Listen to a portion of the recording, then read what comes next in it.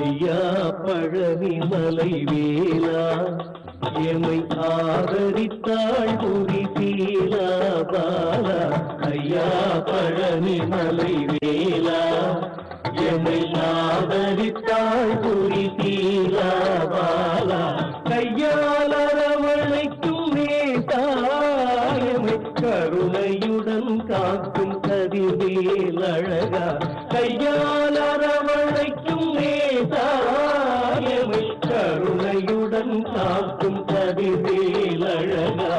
ஐயா பழனிமலை வேலா எமை ஆதரித்தாள் புரி சீலா பாலா. ஐயா பழனிமலை வேலா.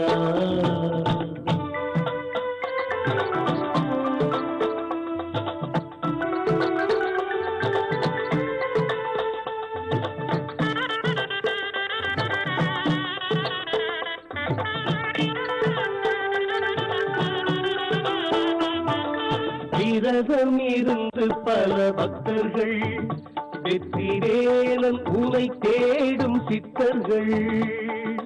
விரதம் இருந்து பல பக்தர்கள் வெற்றிவேலன் உனை தேடும் சித்தர்கள். ஒரு மனதில் வாழும் வித்தகரானவர் உளமதில் களிநடம் புரியும். அவர் உளமதில் களிநடம் புரியும். வேலா அருள் சீலா வேலா அருள் சீலா. ஐயா பழனிமலை வேலா எமை ஆதரித்தாள் புரி சீலா பாலா. ஐயா பழனிமலை வேலா.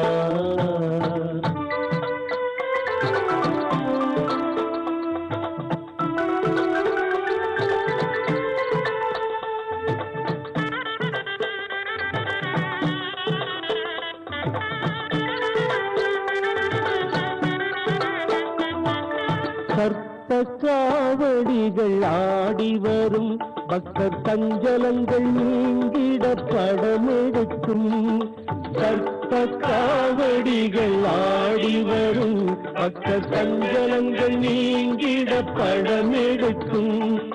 அற்புதங்கள் சந்நிதியில் பல நடக்கும். அந்த ஆண்டவன் பஞ்சாமிர்தம் பிணி துடைக்கும். அந்த ஆண்டவன் பஞ்சாமிர்தம் பிணி துடைக்கும்.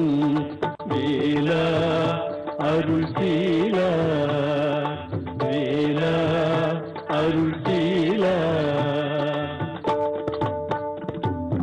ஐயா பழனிமலை வேலா எமை ஆதரித்தாள் புரி சீலா பாலா.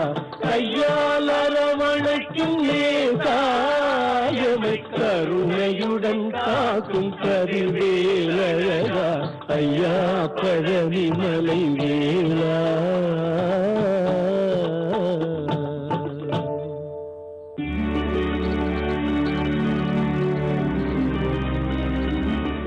யோகப்பட்டேன பத்தாங்கம் திருநேத்திரம் சாந்த விக்கிரகம் தியாயே சமஸ்த தோஷக்னம் பாதாத்மஜமகள் மஷம் அஸ்மத் குருவிய நமக விகனச மகா குருவிய நமக அனுமன் சுவாமிகள் ஆசிகளுடன். பொதுவாக சராசரி வாழ்க்கையில் பொருளாதாரம்ன்றது முக்கிய பங்கு வகிக்கிறது. ஒரு மனிதரை உயர்த்தி காட்டுறதும் தாழ்த்தி காட்டுறதும் சமூக ரீதியாக பார்க்கும்போது பொருளாதாரத்துக்கு முக்கியமான பங்கு உண்டு.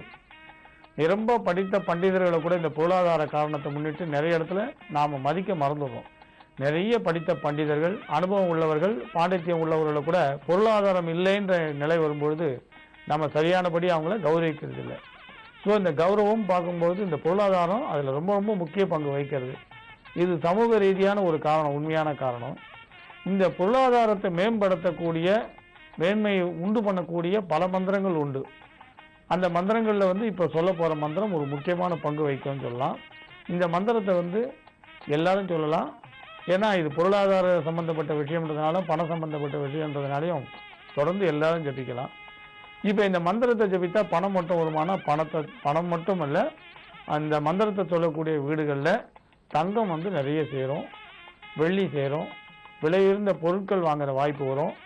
நிறைய பேர் பார்த்தீங்கன்னா அந்த தவணை முறையில் வாங்கிட்டு அடைக்க முடியாமல் கஷ்டப்படுவான். அந்த மாதிரி இருக்கக்கூடியவர்களுக்கும் இந்த கிரெடிட் கார்டு மாதிரிலாம் வாங்கிட்டு அவஸ்தைப்படுவோம் அந்த மாதிரி ஆளுக்கும், ஸ்பெகுலேஷனில் பணத்தை விட்டுட்டு அவஸ்தைப்படுவோம் அவர்களுக்கும், அடுத்து வந்து உங்களுக்கு இந்த பங்கு சந்தையில் பணத்தை போட்டு அவஸ்தைப்படுவோம் இவாளுக்கெல்லாம் கூட இந்த மந்திரம் ஒரு அற்புதமான ஒரு பலன் தரக்கூடிய ஒரு மகா மந்திரம்.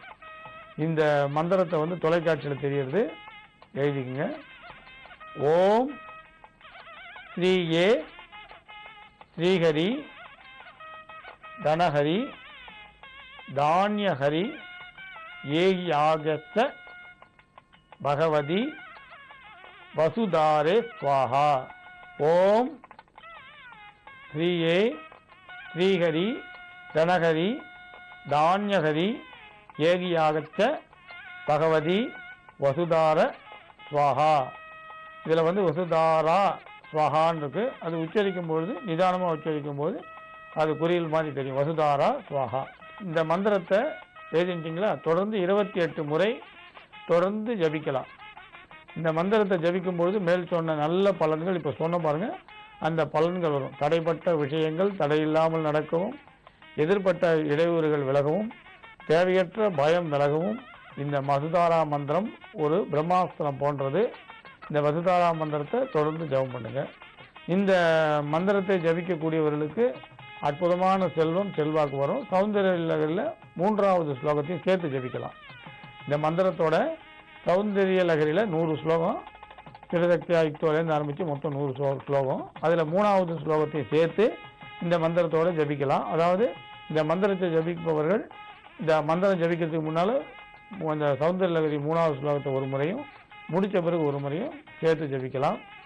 இந்த ஜபம் பண்ணக்கூடியவர்கள் வந்து சிவப்பு பட்டு அணிஞ்சு ஜபிக்கிறது ரொம்ப விசேஷமானதுன்னு சொல்லலாம். தேன் விசேஷம், உளுந்து வடை, தேன், இதுவும் விசேஷமான நைவேத்தியம் பண்ணலாம்.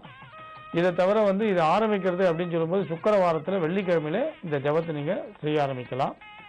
குரு உபதேசம் வேணும்னா பக்கத்தில் இருக்க பெருமாள் கோயிலில் போய் இந்த மந்திரத்தை கொடுத்து அங்கேயே நீங்கள் குரு உபதேசமாக அங்கே இருக்கக்கூடிய அர்ச்சகர்கிட்ட வாங்கிக்கலாம். இல்லைன்னா நீங்கள் சுவாமி படத்து முன்னால் இருந்து லோக குருவியை நீங்கள் குருவாக நினச்சி இந்த ஜபத்தை நீங்கள் தொடர்ந்து செய்யலாம். கட்டாயம் பலன் வந்து எதிர்பார்த்த நல்ல பலன்கள் கிட்டும். அதே மாதிரி தடைப்பட்ட விஷயங்கள் லாபமாக மாறுன்றதுல எந்த சந்தேகமும் இல்லை. இது ஆண் பெண் 2 பேரும் ஜபிக்கலாம். அல்லது ஜபிக்க நேரம் இல்லைன்னா வீட்டில் வயதானவர்கள் யாராக இருந்தால் உங்கள் குடும்பத்தில் எல்லாரும் நல்லா இருக்கணும், கடன்கள் அடையணும்னு நீங்களே ஜபிக்கலாம். வயதானவர்களும் ஒரு 28 முறை தொடர்ந்து ஜபிக்கலாம். நல்ல பலன் கட்டாயம் உண்டாகும். 45 நாட்கள் குறைந்தபட்சம் ஜபிக்கணும். இதை தொடர்ந்து ஜபம் பண்ணுங்க. கட்டாயம் நீங்கள் எதிர்பார்த்த விசேஷ நல்ல பலன் கிடைக்கும்.